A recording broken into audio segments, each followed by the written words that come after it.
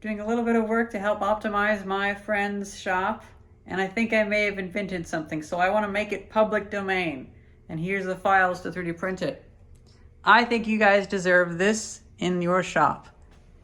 This is a cutting mat that my friend uses to cut prints because he has some really high dollar printers, and whenever he prints odd sizes, he comes down here, puts it down there, and runs his cutters across it. So it's just for cutting. It's not for putting soldering stuff on, it's just for cutting. And so we need to keep it safe. But anytime we set it on the wall, it just falls over or slumps over or whatever, and it gets dirty. I didn't want to just hook holes into it or drill holes into it. I wanted to find a way to make a 3D printable object that grips it. And I did. So inside of here is a ball bearing. And now that bearing is 3D printed as well. I printed in 2 halves and glue it together. You could use supports if you wanted, but I had a hard enough time having to clean off any little bits doing that anyway. So I don't really recommend printing it as a single piece. So whenever you want to get it to grip it, inside of here is a triangular cavity, and the cavity gets wider up here. So the ball is less grippy up here and more grippy down here. If you want it to hold this, you go up and then you let it come directly down and it grips it. If you want to undo it, you pick it up, move it to the right, it pulls that bearing up the incline and it keeps it free. So with just one simple motion, you should be able to fully control it.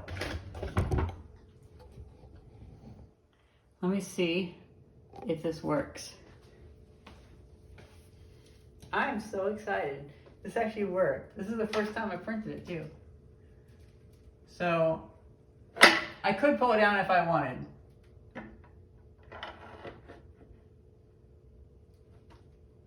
But if I get it dialed in and it has issues, I pull it up and go to the right. Or even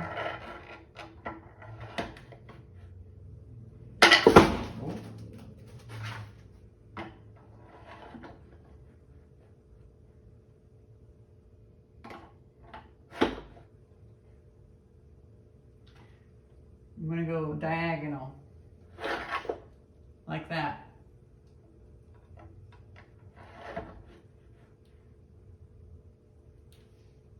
I'm so happy with this. This is so cool.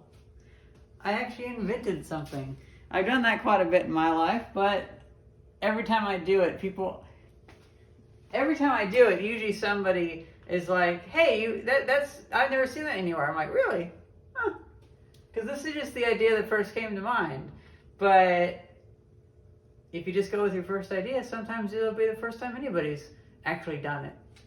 People probably thought about it, but they haven't done it. So yeah, I am so happy with this. Let's get a ground shot. It took about 7 hours to 3D print it because my printer's a bit slow. But oh well. That's pretty seamless. Now I just put it on that 2x4 just to test if it would even work. But then I thought the 2x4 gives a nice clearance for your fingers because this is a brick wall. And you know, that actually worked out. And I asked my friend, do you want me to just put that 2x4 up? And he was like, sure. I was like, okay. I mean, it's perfectly viable 2x4. I've used it for like 7 other things by now.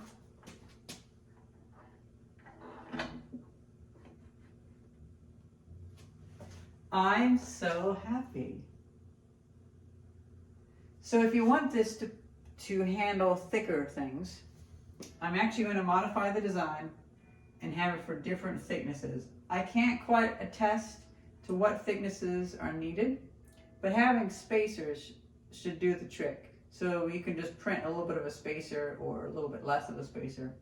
I feel like the measurement that I have it at here right now, it's actually more optimized for a thinner piece than this. So I feel like if you want to do something this thickness, a little thicker, maybe have a few 3D printed spacers and try to see what grips it right.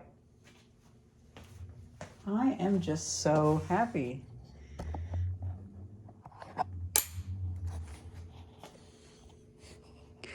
This makes me happy. Man, that actually worked. I couldn't find any solution like this, so I'm really happy. Well, that's pretty much it. I hope you guys enjoyed this quick little announcement of this being available. And I hope you find a place to use this in your life as well, because I am really happy. Yeah. Hope you guys enjoyed this video. Thank you very much for watching. See ya.